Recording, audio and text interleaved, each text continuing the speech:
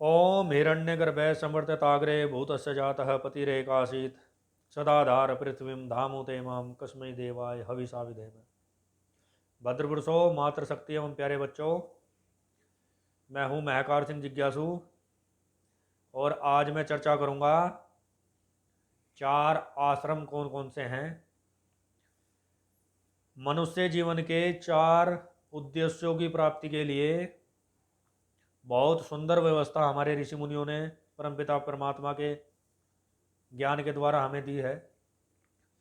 उसी पर आज हम चर्चा करेंगे। चार आश्रम कौन कौन से हैं और उनकी क्या व्यवस्था है। पहला आश्रम होता है ब्रह्मचर्य आश्रम। हमारे शास्त्रों में वर्णित है कि प्रत्येक मनुष्य को जन्म से लेकर 25 वर्ष तक ब्रह्मचर्य का पालन करना चाहिए तथा वेद शास्त्रों जैसे सदग्रंथों का पठन पाठन अध्ययन करना चाहिए। 25 वर्ष तक ब्रह्मचर्य का पालन कर, धर्म का ज्ञान कर, शास्त्रों का ज्ञान कर, उसके पश्चात वह गृहस्थ आश्रम में प्रवेश करे। गृहस्थ आश्रम का उद्देश्य संतानोत्पत्ति से है। 25 वर्ष ब्रह्मचर्य का पालन कर और सत्य विद्याओं को जानने के पश्चात मनुष्य गृहस्थ आश्रम में प्रवेश करे तथा अपने पारिवारिक एवं सामाजिक कर्तव्यों का पालन करते हुए अपना जीवन का निर्वहन करे। हमारे शास्त्रों के द्वारा, ऋषि मुनियों द्वारा मनुष्य की आयु को 4 विभागों में बांटा गया है। हमारे यहाँ पर मनुष्य को कम से कम 100 वर्ष तक जीने का परमपिता परमात्मा से कामना की है ऋषि मुनियों ने। यदि वह 25 वर्ष तक ब्रह्मचर्य का पालन करे, उसके पश्चात वह गृहस्थ आश्रम में प्रवेश करे तो वह स्वतः ही 100 वर्ष की आयु को प्राप्त कर लेता है। ऐसा ऋषि मुनियों का, आयुर्वेद का, विद्वान जनों का मानना है।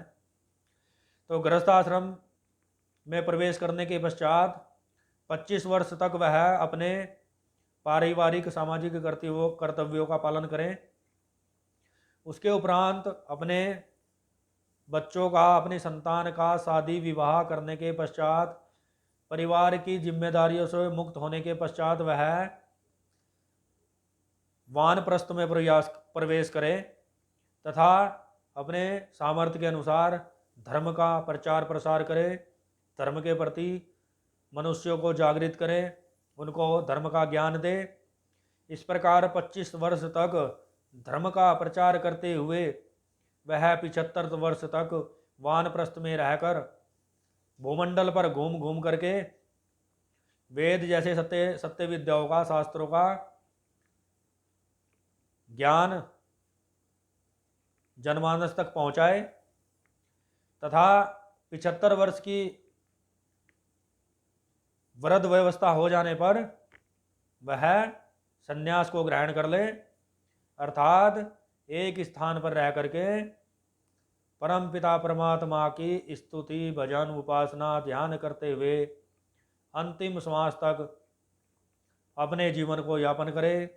अपने जीवन को पूर्ण रूप से परमपिता परमात्मा को समर्पित कर, सभी कार्य परमपिता परमात्मा के समझकर, परमपिता परमात्मा के लिए समझकर वह 100 वर्ष तक जीता रहे। तो इस प्रकार हमारे वेदों में बहुत सुंदर व्यवस्था हमारे ऋषि मुनियों ने हमें दी है कि हम 4 आश्रमों का निर्वहन करते हुए मनुष्य जीवन के 4 कर्तव्य, 4 उद्देश्य, धर्म, अर्थ, काम, मोक्ष की प्राप्ति करते हुए उस परमपिता परमात्मा की शरण में चले जाएं।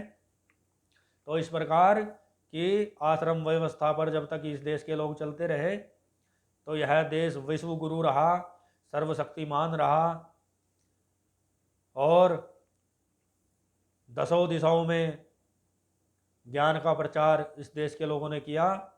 जब से हमने ऋषि मुनियों की परंपरा को भुला दिया, उन्हें त्याग दिया, तब से हम दुर्गति को प्राप्त हुए और हमारा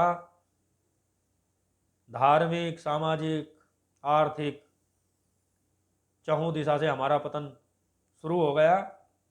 इसलिए अपने शास्त्रों की बातों पर चलते हुए, अपने ऋषि मुनियों की वाणी को मानते हुए सभी मनुष्यों को अपनी सुंदर व्यवस्था पर चलना चाहिए, जिससे देश का कल्याण हो और हम एक स्वस्थ समाज की, ज्ञानी समाज की स्थापना कर सके।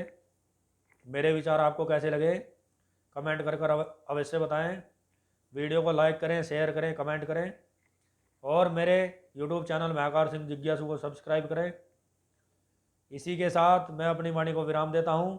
आगामी वीडियो में फिर आऊँगा आपके समक्ष एक नए विषय के साथ। तब तक के लिए आप सभी को सादर नमस्ते जी।